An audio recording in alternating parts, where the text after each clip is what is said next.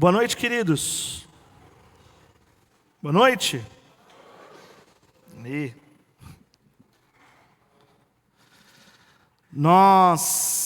Espero que vocês estejam com expectativa para essa noite. Espero que vocês estejam famintos da palavra de Deus. Espero que vocês, de verdade, estejam esperando Deus falar com a igreja, porque essa é a minha expectativa. Vocês que gostam de anotar, alguns irmãos que gostam de fazer apontamentos, fiquem preparados. Hoje nós vamos estudar a Bíblia, vamos passear um pouco pela teologia. Nós estamos na reta final dessa série. Hoje nós iniciamos o último capítulo do livro de Tiago, que nós iniciamos já há alguns meses. E nós vamos mergulhar no que o autor escreveu, para quem escreveu, com que coração escreveu, qual era a perspectiva que no original Tiago escreveu, mas também como nós podemos trazer isso para 2025, como isso impacta a minha vida, a sua vida hoje. Eu espero que você saia daqui com a cabeça martelando. Eu não tenho pretensão de sair daqui aliviado, nem tranquilo, porque essa perícope, esse trecho de Tiago, capítulo 5, versículos de 1 a 6, não fala sobre promessas. Essa não será uma pregação sobre bênçãos. Não será uma mensagem de consolação. Não é um trecho tranquilo de pregar. Nós vamos ler e você vai perceber que nem sequer Tiago aqui tenta convencer alguém ao arrependimento, a pedir perdão. Esse trecho é uma denúncia. Esse trecho é um juízo. Esse trecho alerta para uma condenação. E nós vamos mergulhar nisso. Amém? Amém. Tiago, capítulo 5, versículos de 1 a 6, diz o seguinte: ouçam agora, vocês ricos, chorem e lamentem-se, por causa da desgraça que virá sobre vocês. A riqueza de vocês apodreceu, e as traças corroeram as suas roupas. O ouro e a prata de vocês enferrujaram, e a ferrugem deles testemunhará contra vocês e, como fogo, consumirá a sua carne. Vocês acumularão bens nesses últimos dias. Vocês acumularam bens nesses últimos dias. Vejam o salário dos trabalhadores que ceifaram os seus campos e que vocês retiveram com fraude, está clamando contra vocês. O lamento dos ceifeiros chegou aos ouvidos do Senhor dos Exércitos. Vocês têm vivido luxuosamente na terra, têm se entregado aos prazeres e se fartado de comida em dia de abate. Vocês têm condenado e matado o justo, sem que ele ofereça resistência. Dá para perceber aqui que não é um trecho que estaria presente numa caixinha de promessa. Conhece caixinha de promessa? Aquela caixinha onde você pega um monte de versículos esperando que Deus fale com você e alivie a sua angústia. Já pensou? Você pega Tiago 5:1, chorem e lamente-se. Não ia funcionar. Não tem Tiago 5 numa caixinha de promessa, por incrível que pareça, mas tem na Bíblia. Provavelmente Tiago 5, de 1 a 6, não teria em devocionais como o Café com Deus Pai e outros materiais de conforto, consolo e promoção e autoajuda. Mas tem na Bíblia. E se está na Bíblia, deve ser compartilhado, anunciado, e devemos dar ouvidos. Com ouvidos de ouvir. Com ouvidos de ouvir. Ao compreender esse trecho, nós percebemos que é uma crítica à exploração de trabalhadores e à injustiça social. E sim, falar sobre justiça social é um tema bíblico, não é uma ideologia e nem um tema roubado ou sequestrado por qualquer corrente política. Justiça social é trabalhado, é apresentado, é refletido, é pensado pelo próprio Jesus, e assim toda a sua palavra. Aqui, Tiago traz, nesse trecho, um tom profético de denúncia contra o abuso aos pobres e o apego às riquezas. Contudo, esse trecho, de 1 a 6, não vai falar somente sobre riquezas, dinheiro, tesouro, patrimônio, posse. Esse trecho, se você se atentar, também vai expor a necessidade de uma mudança de caráter diante de Deus. Ao nos apresentarmos diante de Deus, não devemos ser mais os mesmos. Se Ele não opera em nós uma transformação de caráter, devemos questionar não a Deus, mas o quanto nós temos buscado e se aproximado ou não do Santo, Santo, Santo. Por que toda essa carga de denúncia e por que falar de caráter? Porque o que o Tiago está denunciando aqui é que facilmente podemos ser fartos de luxo e vazios de Deus. Facilmente podemos viver bem no conforto e não ter relacionamento nenhum com o Deus dos exércitos.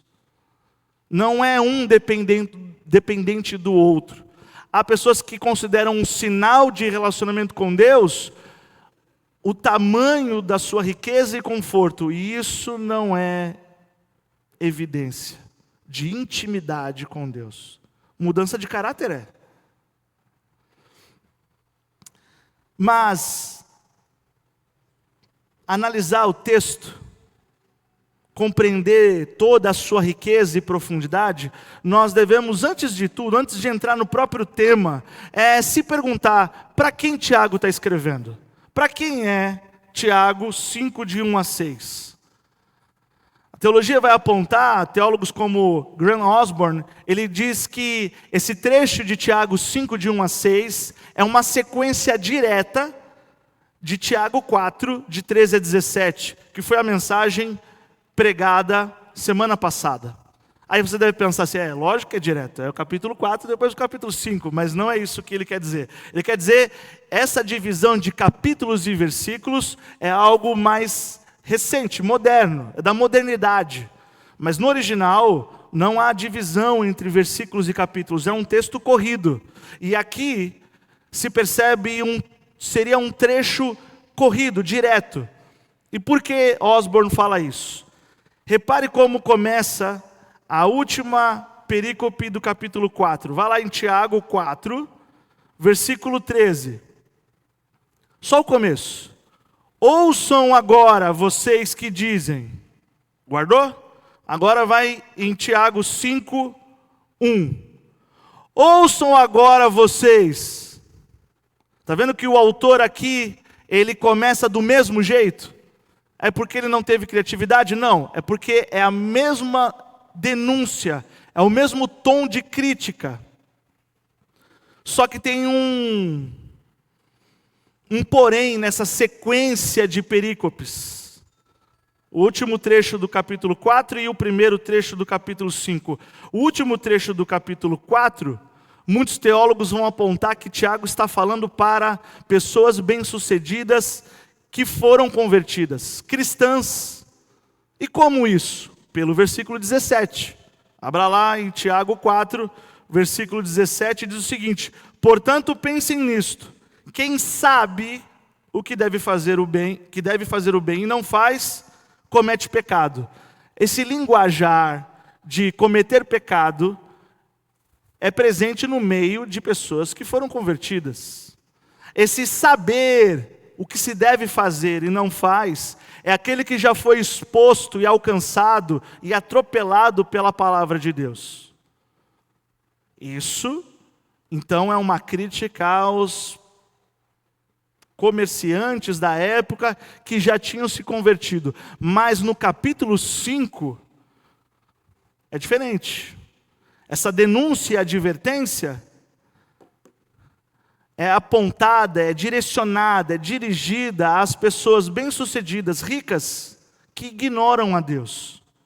É uma mensagem que aponta para a justiça e também essa necessidade de mudança de caráter. Osborne, no seu comentário expositivo do Novo Testamento, ele vai dizer o seguinte: a maioria dos leitores de Tiago são pobres, mas grande parte dessa seção, que é 4, de 13 a 17, e 5, de 1 a 6, aborda os ricos, advertindo-os da retribuição que enfrentarão por usarem mal suas fortunas e viverem para suas riquezas, e não para Deus. A passagem aqui de Tiago 5, de 1 a 6, perceba, Tiago não está tentando conscientizar esses leitores da necessidade de reconhecer a Deus. Ele está trazendo juízo e condenação. É um trecho pequeno, mas é bem pesado. Não é nem sequer um trecho de lamentação. Há, de certo, nesse trecho, julgamento, condenação, esperando por eles. A começar pelo versículo 3. Repara aí, Tiago 5,3. Diz o seguinte: o ouro e a prata de vocês enferrujaram, e a ferrugem deles testemunhará contra vocês, e como fogo consumirá a sua carne. Vocês acumularam bens nesses últimos dias. A condenação, toda essa resposta de Deus a esse público, começa pelo desaparecimento daquilo que tomaram toda a vida deles, suas próprias riquezas, terminando com um abate como um gado engordado, pronto para o sacrifício. Por isso que eu sei que nós estamos na série Fé no Dia a Dia, mas se eu for nominar, qual é o nome dessa mensagem? Um dia a conta chega.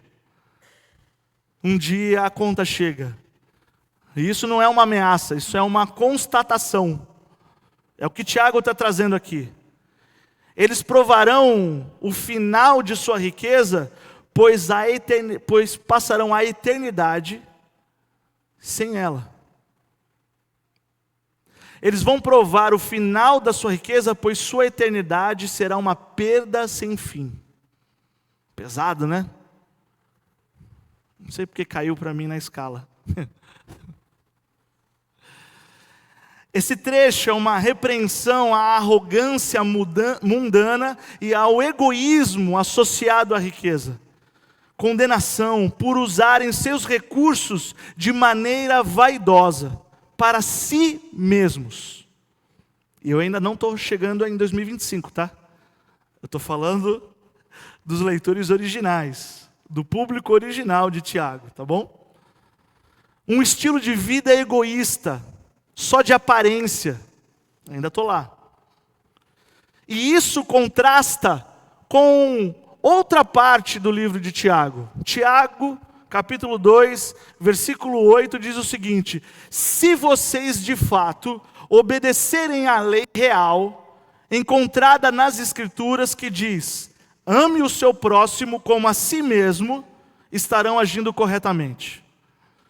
O que Tiago está contrastando aqui no começo da sua carta para esse final de condenação? Ora, aquele que acredita em Deus, que Deus existe, deve promover a justiça, e é movido como um valor, um pilar na sua vida, uma virtude, o amor.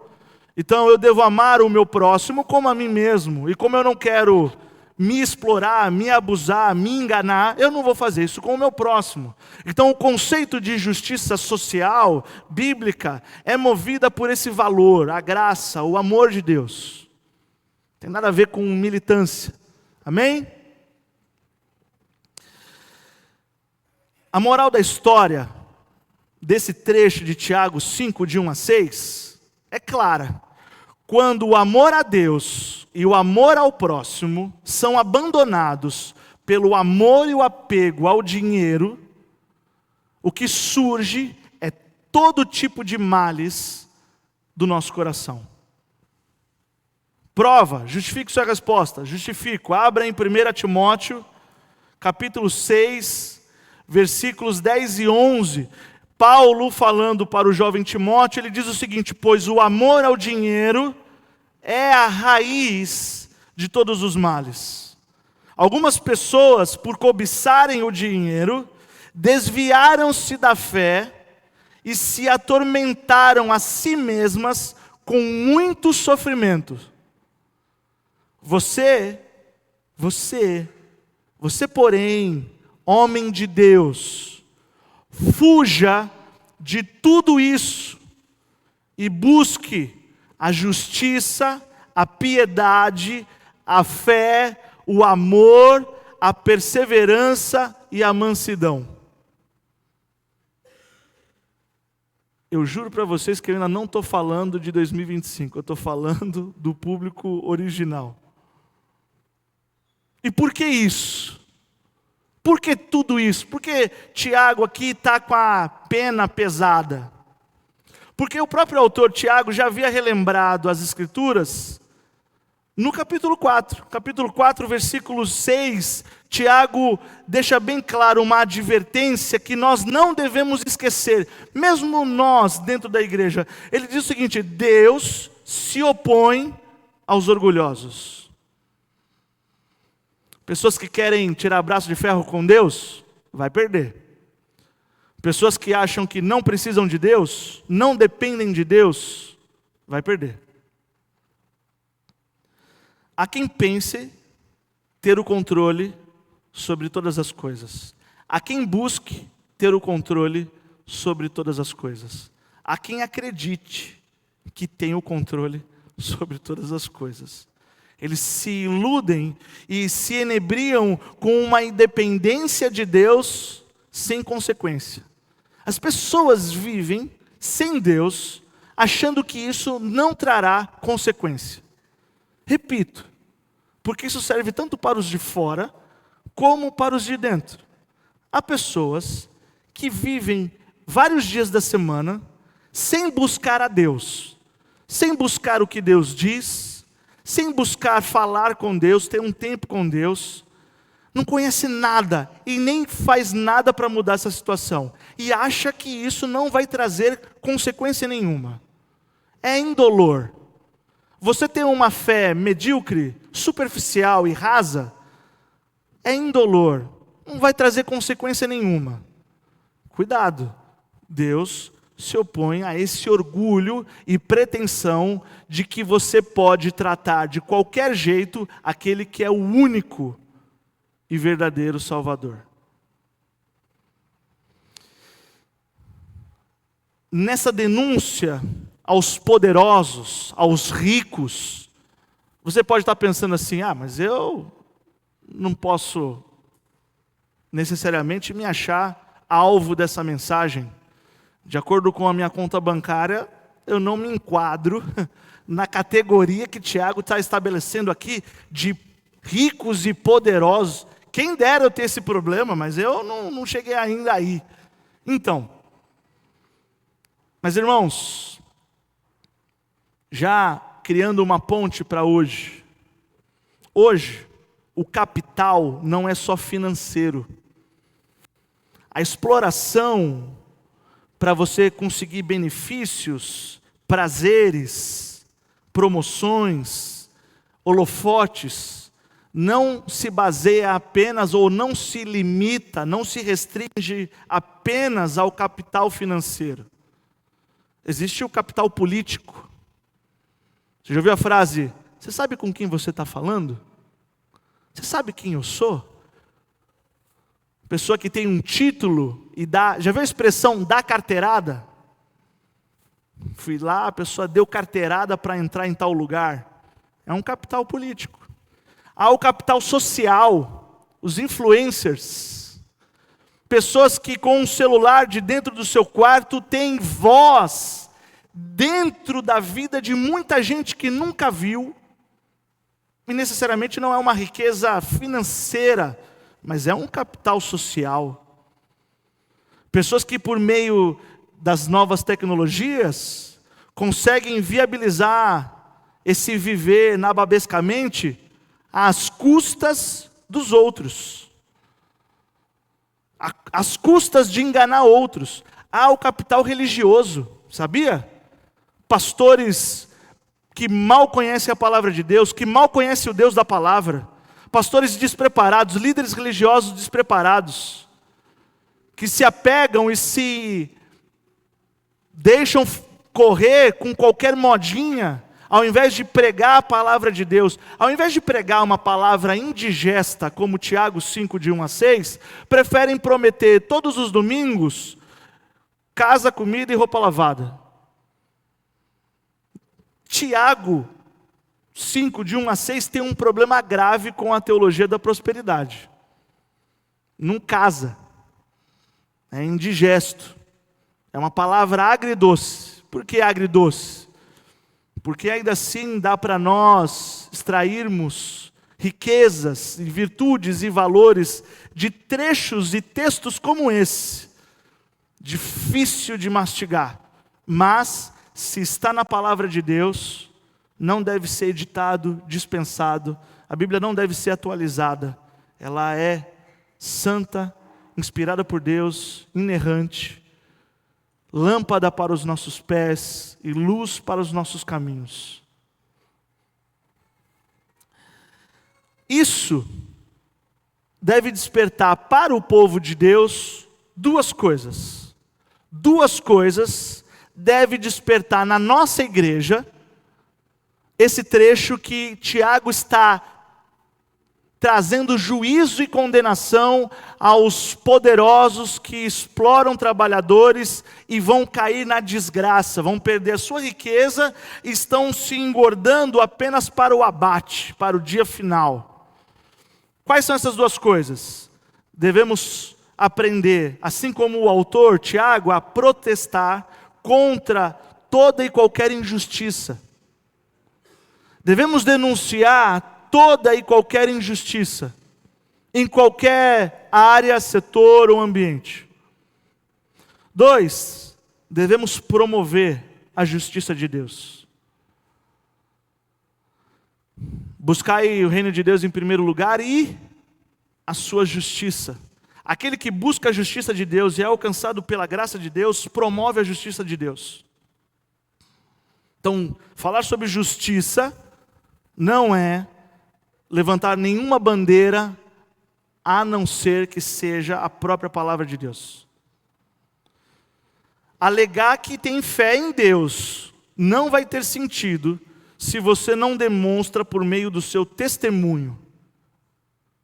Dizer que acredita em Deus não tem sentido, o seu discurso, blá blá blá, não tem sentido se você não demonstra por meio do seu testemunho e com atitudes éticas em relação ao outro. Em Miqueias, capítulo 6, versículo 8, Antigo Testamento, diz o seguinte: Ele mostrou a você, ó homem, o que é bom e o que o Senhor exige. O que é? Pratique a justiça, ame a fidelidade e ande humildemente com o seu Deus. Isso aqui é difícil de ver, hein? Isso aqui não é fácil de ver, não. Testemunho disso aqui. Nós sabemos o que temos que fazer na maioria dos casos. Nós sabemos que não temos que fofocar. E você colocaria a sua mão no fogo, que a igreja não fofoca, não tem fofoca na igreja? Nós sabemos que temos que perdoar. E você coloca a sua mão no fogo? Não, a minha igreja todo mundo se perdoa. Você coloca a mão? Eu coloco a do Jay, que ele é o pastor presidente. Nós sabemos o que temos que fazer. Nós sabemos, nós temos que praticar a justiça, amar a fidelidade, andar humildemente. Gente, tem irmãos nossos que pensam que a igreja está vazia. Eles não enxergam ninguém. Eles estão olhando para cima, assim, ó, com o nariz lá no teto, aí não enxerga. Por isso que não cumprimenta. Não está me vendo? Está olhando lá em cima, nas estrelas. Andar humildemente com o seu Deus. E não tem como andar com Deus humildemente se você ignora o próximo. A primeira perícope, o primeiro trecho do capítulo 5 de Tiago, ele se organiza em duas partes. Primeiro do 1 ao 3, depois do 4 ao 6.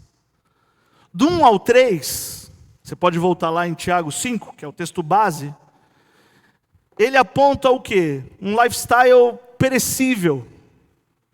Revela que tudo o que podemos conquistar sofre a ação do tempo. Tudo que você sangra, sua para conquistar, vai sofrer a ação do tempo. De 1 a 3, aqui ele vai falar que o seu ouro e a sua prata se enferrujarão, serão corroídos. Não valeu de nada e de nada. Ou como diz o sábio em Eclesiastes, quanto tempo nós perdemos correndo atrás do vento? Tudo é vaidade das vaidades. Abrimos mão de relacionamentos para conquistar coisas. E essas coisas sofrem a ação do tempo. Em Mateus capítulo 6, 19 a 21 diz o seguinte. Vai colocar aí Mateus 6? Aí, ó. Há pessoas que falam assim, eu não entendo o que a Bíblia diz. Não acumulem para vocês tesouros na terra, onde a traça e a ferrugem destrói, e onde os ladrões arrombam e furtam. Mas acumulem para vocês tesouros nos céus, onde a traça e a ferrugem não destroem, e onde os ladrões não arrombam nem furtam. Pois onde estiver o seu tesouro, ali também estará o seu coração. Também é um trecho que não sei se vai estar na caixinha de promessa. Não é comercial. Não é. Um outro teólogo chamado D.A. Carson, ao se referir a esse trecho do capítulo 5 de Tiago, ele diz o seguinte: o problema não é só que eles, os ricos, não terão a sua riqueza na eternidade. A corrosão da sua riqueza é a evidência de que eles não precisavam dela. O que de fato nós precisamos para viver? Havia uma campanha dentro de um supermercado, eu vou falar, você já vai matar o nome. O que faz você feliz?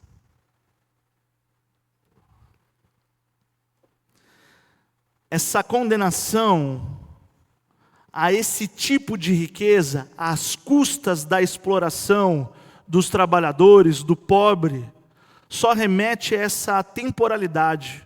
Tudo passa. Irmãos, cada dia a mais é um dia a menos. Cada dia a mais na sua vida é um dia a menos na sua vida.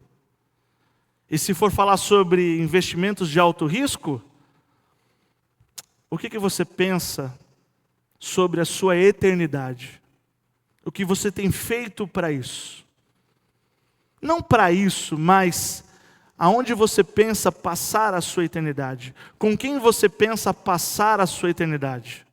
Até quem pense passar a minha eternidade no céu, deixa eu falar o óbvio. O céu não vai estar vazio só para você. O céu vai ser rico em relacionamentos. Vão ter pessoas lá. Eu não sei como vai ser as mansões, mas eu vou abrir minha janela e vai ter alguém lá de um lado, vai abrir, vai ter outro. E aí? Imagina a frustração para alguns. Ué, achei que era só tudo meu? Achei que era só IBNT aqui no céu, tem mais gente. Achei que era só os batistas aqui Ué, não entendi. Precisamos entender o que vale a pena, de fato, na nossa vida.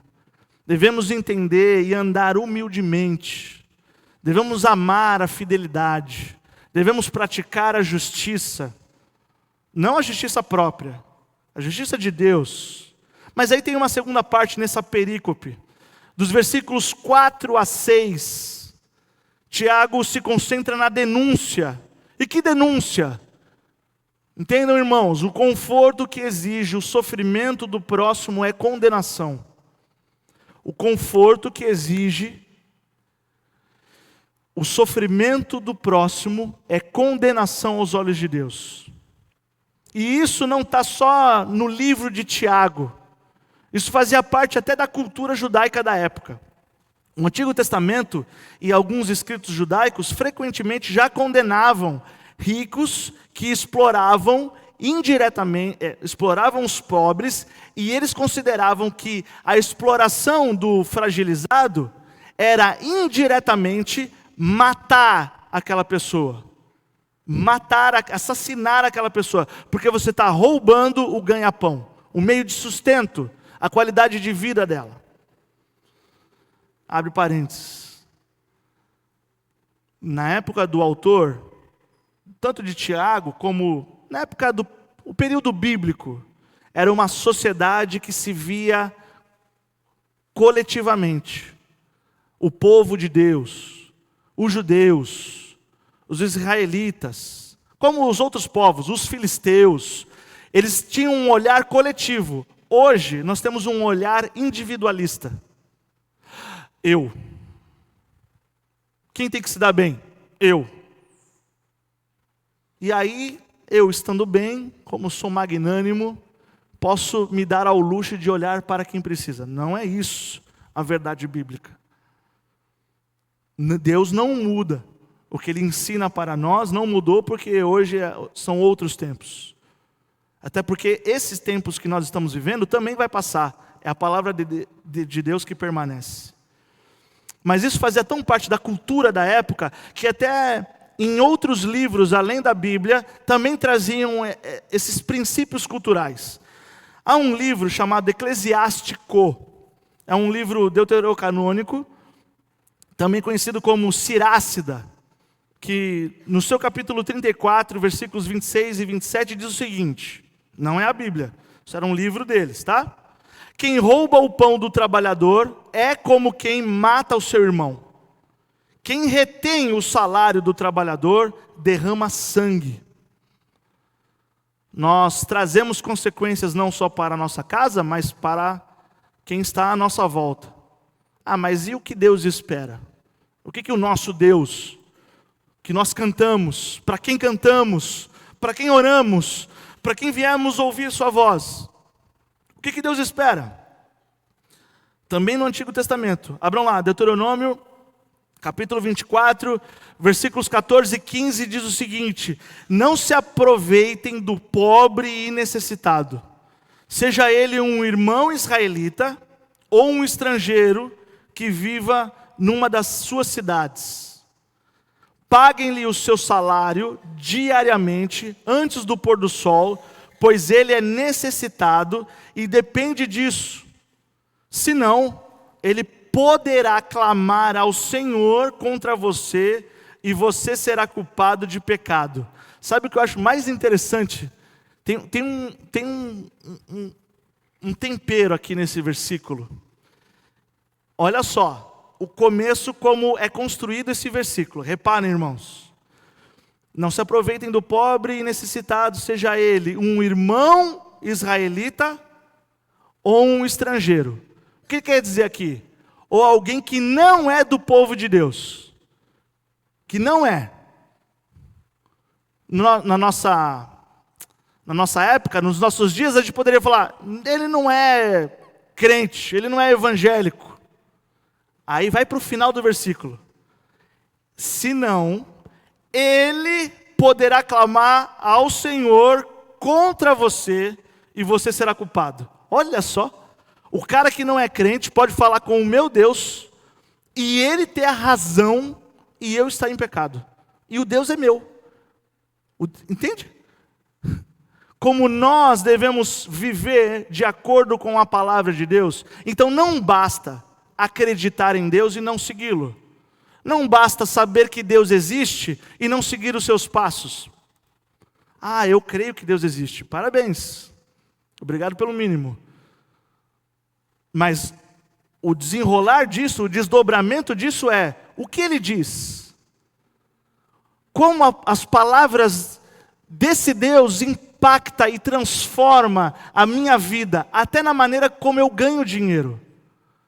Como que isso interfere e transforma os meus negócios? Os seus negócios têm jeitinho brasileiro ou jeitinho do céu?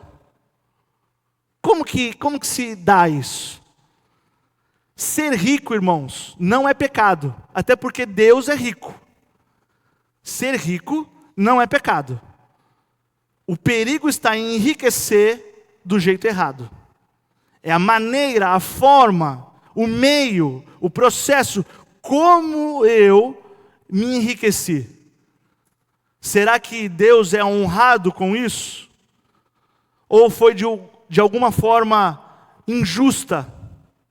Quando nós nos tornamos cegos pelo ouro, automaticamente nos tornamos surdos ao próximo. Eu sou tão obcecado em ganhar dinheiro que eu não consigo ouvir o clamor do meu irmão. Eu quero que vencer, eu quero que Deus... Aí colocamos evangeliquez. Não, eu quero que Deus me faça prosperar, porque eu sou cabeça e não cauda, porque eu vou subir a montanha, e vou descer, e vou ser outro, vou estar de laranja, e vou ser forte, e vou ganhar. Eu vou ser próspero. Eu vou ser... Olha, a mentalidade está tão maluca. Eu vou ser próspero, eu vou ser abençoado para abençoar. Irmãos, quem aceitou Jesus já foi abençoado. Pode abençoar. Amém. Amém. Oh, glória. Obrigado. Quem já aceitou Jesus, quem encontrou Jesus, quem encontrou o autor da vida, quem encontrou aquele que estava desde o início e que trouxe luz para o universo, quem encontrou com ele, já foi abençoado o suficiente, mais do que merecia, é graça. Eu não preciso esperar etapas da minha vida para me tornar alguém que promova a justiça de Deus. Primeiro você começa, não é assim que dizem? Depois você melhora. Riqueza sem justiça é condenação. Último ponto aqui. E um princípio que deve nortear nossa comunidade de fé.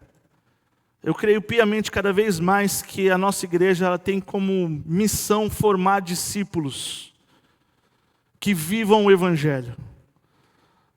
Não adianta ser uma igreja de admiradores de Jesus, se não tiver uma igreja de pessoas que se tornem mais parecidas com Ele, discípulos de Jesus. E um princípio bíblico para a comunidade, 2 Coríntios, capítulo 8,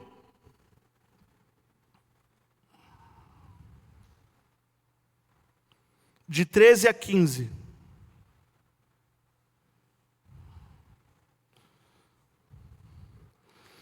Segunda Coríntios 8, de 13 a 15, diz o seguinte: não se trata de que outros sejam aliviados enquanto vocês são afligidos, mas que haja igualdade.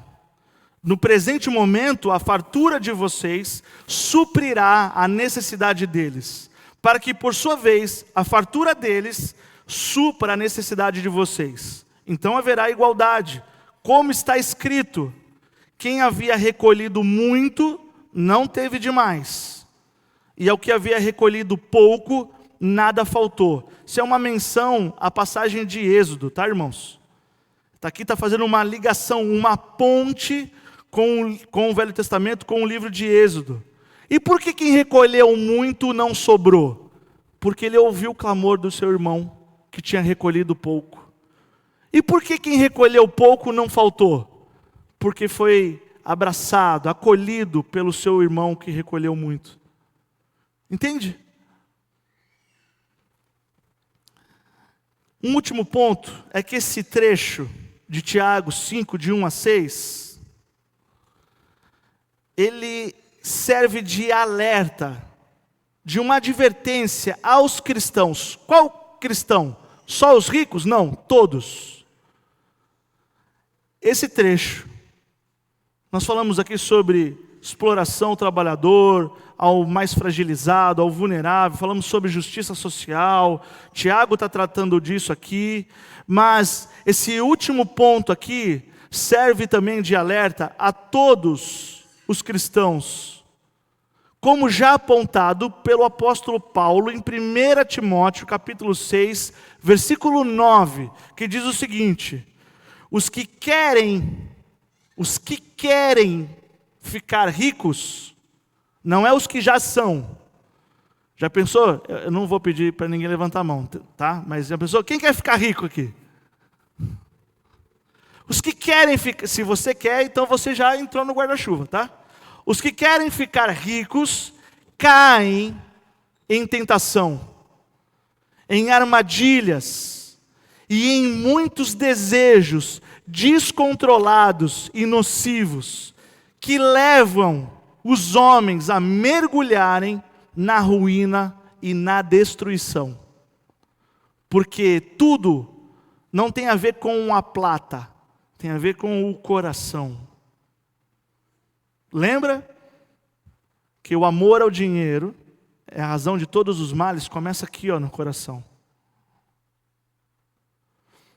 O nosso valor, tem um pastor chamado Felipe Falcão que ele diz o seguinte: nós não temos valor a partir do que nós possuímos.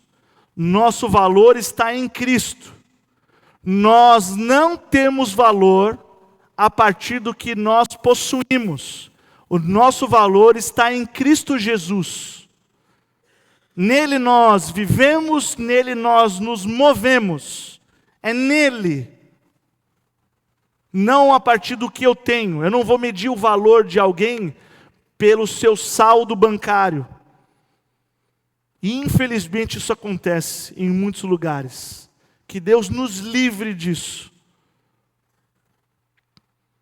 Aí fica uma pergunta. Pensando em Tiago 5, de 1 a 6. Nesses poderosos, nesses ricos, egoístas. E o pecado não é ser rico. Ah, é rico? Ah, pecador. Não, pobre também é pecador. Precisa de ser salvo, transformado por Jesus. Aqui é onde está o seu coração. Dependendo onde está o seu coração, aí mora o pecado. E aí a pergunta que fica é: será que esse egoísmo que Tiago está apontando aqui, será que só está lá fora? Tipo, eu estou na igreja, eu tenho imunidade. Egoísmo dentro da igreja, isso não existe. Será? Será que essa mensagem de Tiago 5, de 1 a 6, não atinge a gente em nada? Será que esse egoísmo no coração só está lá fora? Ou será, eu falo aqui, irmãos, hipoteticamente, tá? Ou será que existem cristãos que buscam a Deus para uma vida confortável, prazerosa, e se for possível, evidente, para que todo mundo curta, compartilhe e dê like? Porque hoje muitos não querem apenas ser prósperos, muitos querem parecer prósperos. O Instagram está aí, todo mundo quer promover que é feliz. Sou feliz, meu casamento é 10. Já viu? Isso nunca aconteceu aqui, mas já viu em algum outro lugar, no multiverso? A pessoa está assim, eu acho ridículo. Eu tenho vontade de mexer com a pessoa que faz isso, mas eu já vi várias vezes. A pessoa faz assim, a pessoa está assim, ó. Já viu isso? Vocês já viram isso?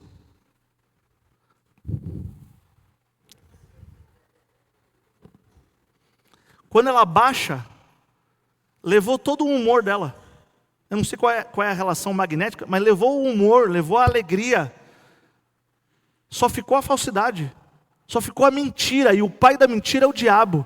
Quantas pessoas vivem uma vida medíocre, distante de Deus, ignoram a Deus, é indiferente, não buscam a Deus, mas no Instagram é a ovelha influencer.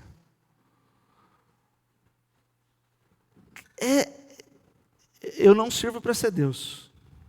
Eu tenho bem claro isso para mim, porque se eu olhasse lá de cima, você vai fazer assim, ó.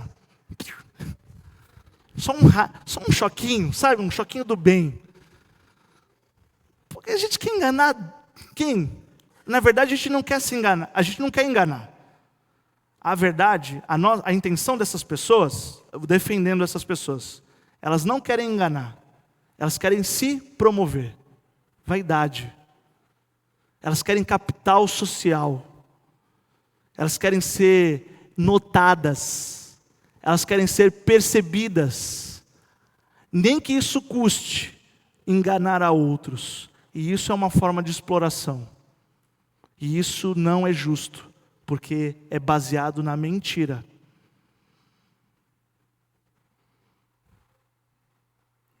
Existe uma professora, que ela é filósofa, chamada Lúcia Helena Galvão. E ela disse uma coisa numa entrevista que eu falei...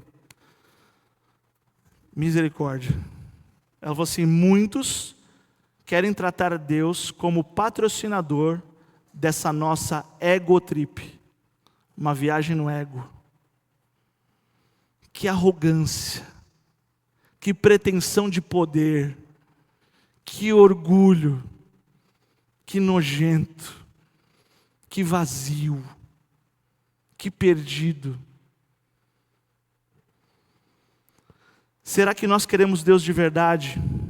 Ou queremos o que Ele pode dar? Deus é um meio para os seus fins pessoais?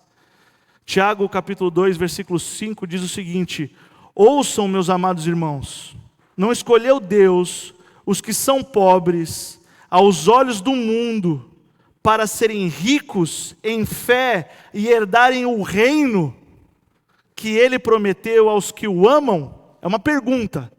É uma pergunta, irmãos. Ouçam, amados irmãos, não escolheu Deus os que são pobres aos olhos do mundo para serem ricos em fé e herdarem o reino. Quando Deus fala do reino, quando Jesus vem anunciar o reino de Deus, o reino dos céus, até no Pai Nosso, seja feita a sua vontade, aqui na terra como nos céus, falando sobre o reino onde Deus governa, onde há justiça. Tudo que nós, às vezes, nós nos degladiamos e lutamos para conquistar coisas, é tão pequeno, comparado à glória do reino. E aí eu estava comentando com alguns irmãos, no culto de quarta-feira, no estudo de quarta-feira, que eu já estava preparando essa mensagem, eu já estava ruminando essa mensagem, e quando eu parei aqui em Tiago 2,5, eu li um ditado chinês, um provérbios chinês, e empaquei ali, porque me doeu, fui pego. O provérbio chinês diz o seguinte, que enquanto o sábio aponta ao céu, o tolo olha o dedo. Quantas vezes, irmãos, Jesus está querendo que nós vivamos olhando para o reino dos céus, e Ele aponta, e nós ficamos olhando o que Ele pode nos dar.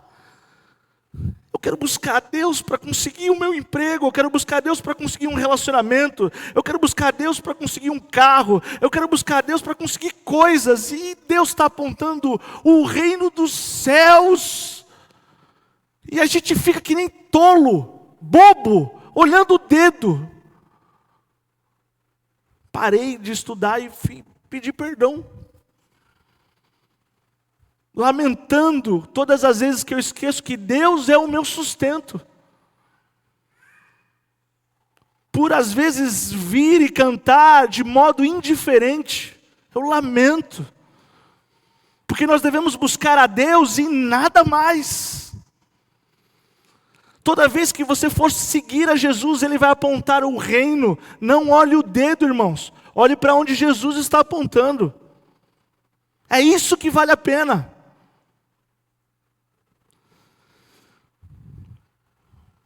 Os versos 4 e 6 de Tiago 5, irmãos, abram lá, Tiago 5, 4 e 6.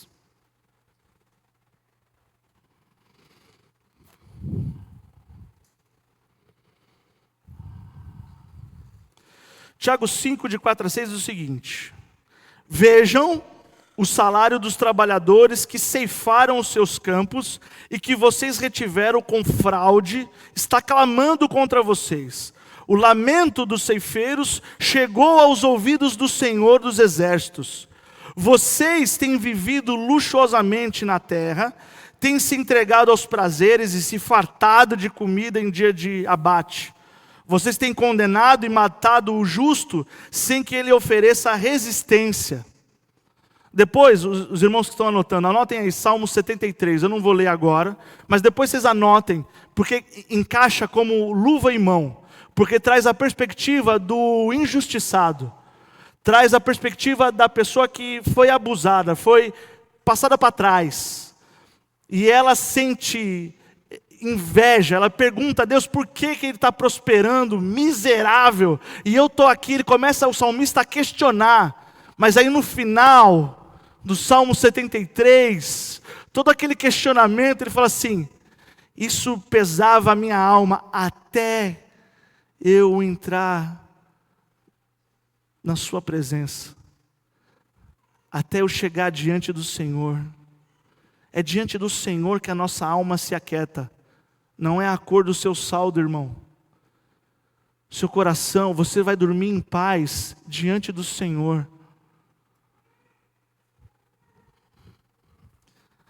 Mas o que eu acho interessante aqui nos versículos 4 e 6, que fala que a injustiça,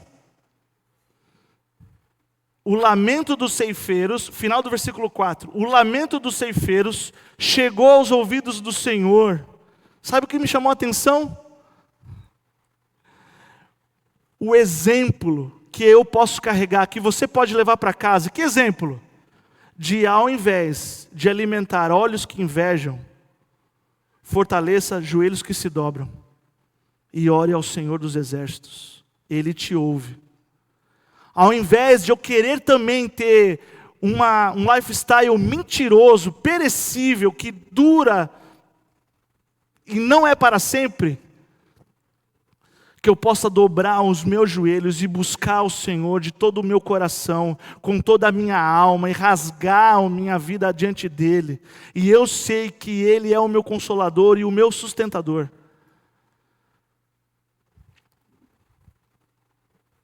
De tudo que você vê na internet, de que Deus pode fazer na vida de alguém, de tudo que você vê algumas igrejas promoverem, olha o que Deus fez comigo, olha como eu era, não é nem como eu era, olha o que eu tinha, eu não tinha nada e agora eu tenho tudo. Ao invés de falar, olha como eu era, sem caráter, mentiroso, fofoqueiro, olha o que Deus me transformou. Ao invés de falar disso, de mudança de vida, as pessoas ficam falando de mudança de status. Irmãos, entenda uma coisa: Deus não busca pessoas para enriquecer. Deus não busca pessoas para empoderá-las. Deus não busca pessoas para exibi-las com sinais e poder. O que a Bíblia diz é que Deus busca adoradores. Deus busca verdadeiros adoradores que o adorem em espírito e em verdade. Isso está em João 4, 23 e 24. Deus não busca pessoas que sirvam como propaganda do Evangelho. O símbolo da cruz não é uma carteira, o bolso, é a cruz de Cristo. Aquele que quiser seguir a Jesus, tome a sua e morra também. Matar as nossas vaidades e egos, e ambições e invejas, até que sobre só Ele, até que as pessoas só enxerguem Jesus na sua vida, até que as pessoas comentem: olha o que Jesus fez na vida daquela pessoa. É Ele e nada mais. Por isso, cuidado. Cuidado, você que é rico e acha que o que você possui é parâmetro de relacionamento com Deus. Não é. Tudo aquilo com que Deus permitiu que você conquiste e tenha, tudo aquilo que Deus te abençoou com posses e riquezas, amém. Mas você vai ser verdadeiramente rico. E tudo que você possui vai ser verdadeiramente riqueza, se você for rico de propósito. Rico de propósito. Invista no reino, pregue o evangelho, anuncie a palavra de Deus, viva de acordo com a cruz de Cristo, seja um discípulo, aí você vai ganhar propósito de vida, aí você vai ser um rico de propósito. Mas enquanto você não for rico de propósito, você só carrega peso que vai se corroer e enferrujar. Irmãos, você está aqui, um ditado bem antigo, que de vez em quando meu pai citava para mim: caixão não tem gaveta. Caixão não tem gaveta.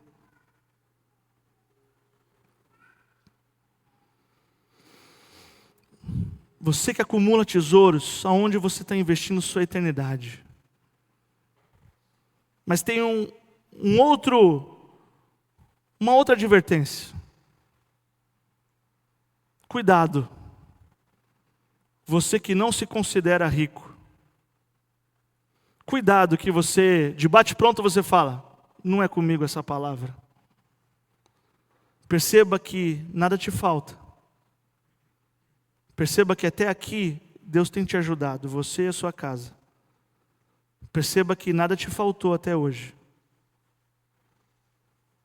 Você que lamenta de não ter as coisas que você não tem, cuidado.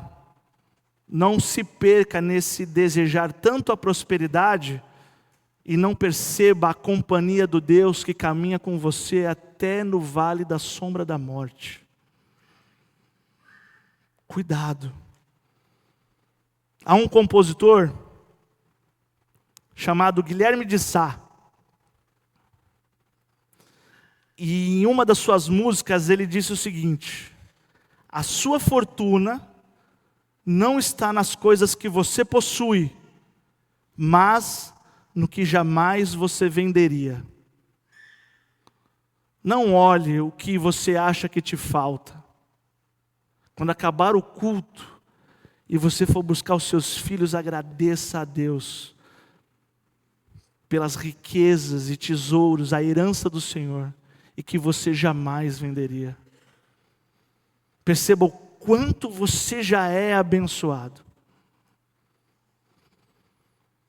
Certo é que, independente se você admite que você é rico ou você acha que você não é rico, essa palavra é para todos, ricos e pobres, judeus e gentios, evangélicos e não evangélicos.